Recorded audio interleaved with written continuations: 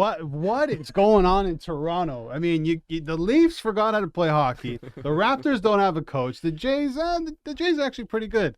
TFC lost a big one in the quarterfinals against CF Montreal. As you just saw there, fans throwing megaphones on the pitch. There was fights in the stands. Mark Anthony Kaye was having a go with the fans. Can you tell us, your reaction to everything that went down last night? There's a lot to take in. I know we only have a certain amount of time. Mikey, please try and make sense of this. Where do I start? I mean, I think just everything that you mentioned there just sums up where the club is at the moment. Just how tense and, it's like you're walking on eggshells when you're going to BMO Field. You can't turn a corner without hearing somebody mutter something negative about this club right now. Heading into the season, expectations, we know they were raised, right? You have Lorenzo Insigne, Bernardeschi here, start of the year. You got Richie Laray here. You got a team full of Canadian internationals as well, important ones. You have Sean Johnson here, former MLS Cup MVP. And yet TFC out of the gates right now, 2 wins from their first 11 matches. And even worse, which was on Tuesday night, which you see that reaction, was bowing out of the Canadian Championship to one of their rivals in CF Montreal. The Canadian Championship might have been the only trophy that TFC could have won this season. And they go out in that fashion. It's everything right now is not great at the club.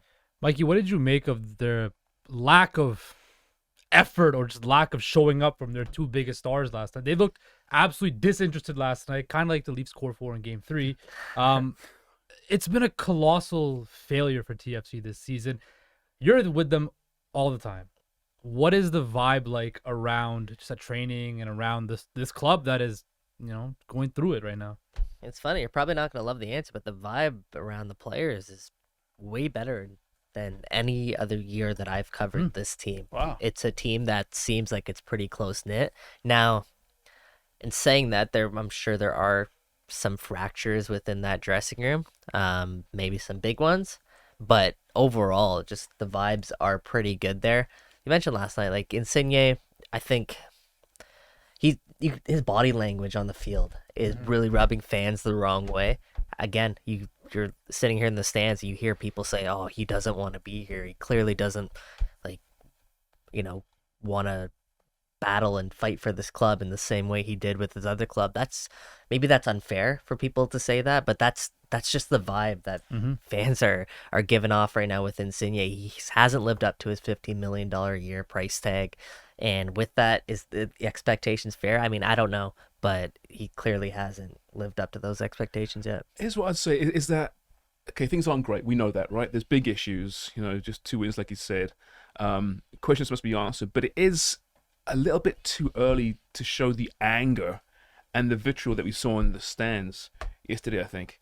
Give it a couple of months. This is MLS, right? If you're hanging around the playoff spots, which they are right now, okay, albeit the back end of the playoff spots, they're hanging around through the summer or until the summer hits, you might be okay. Now, be upset, I get it, but the behavior we saw from the supporters section yesterday was just too much for me. Now, listen, the players let themselves down. I think only 3 of them came out to address the fans. That's just not good enough. That's an embarrassment for the club. But also throwing a megaphone on the pitch at a player is pretty embarrassing too. Right, you can't be doing that either. It's a lot of embarrassment. There's a lot of embarrassment last night. Yeah, exactly. And listen, in fairness, they were terrible for the opening of 2 goals last night. They did bounce back a little bit, and Senior did score the goal. They looked better. But listen, results are results, right? And there's got to be questions answered from the very top, from Bill Manning, the president, all the way to Bob Bradley, the current coach.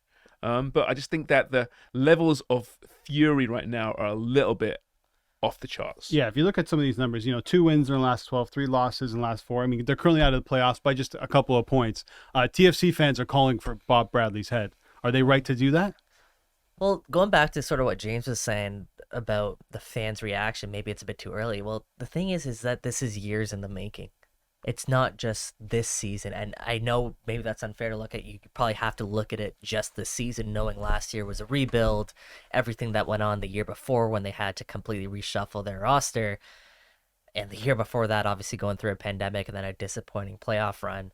It's like I said, this is years in the making. This is a club that has aspirations of being the top of the table, top of the league, setting the tone in Major League Soccer, and the fans have they expect that now. It never used to be like this. So are they right to call for Bob Bradley's head? I mean, I don't know. Like, it's I'm not going to tell them what to do. I see other things in Bob Bradley. I see a longer term project, but the way that the results are going, it's tough to argue against it. Yeah, I wish we had more time, but thank you, Mikey. I appreciate that. Okay, so I guess, guys, from one disaster in Toronto FC to another disaster, the Toronto Maple Leafs. Coming up after the break, we'll have someone who is in the dressing room to hear Mitch Marner's comments, which we'll play after the break, and that's Chris Johnston of North Star Bet. Stay tuned for that.